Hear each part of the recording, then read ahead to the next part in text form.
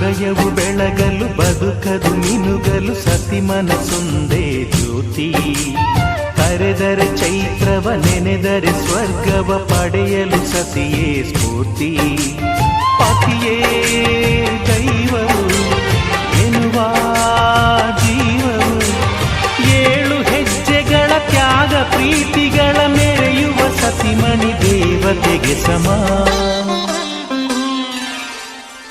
Sumathi Sumathi Shrimati 6 ಗುಣಗಳೇ ನಿನಗಾರತಿ.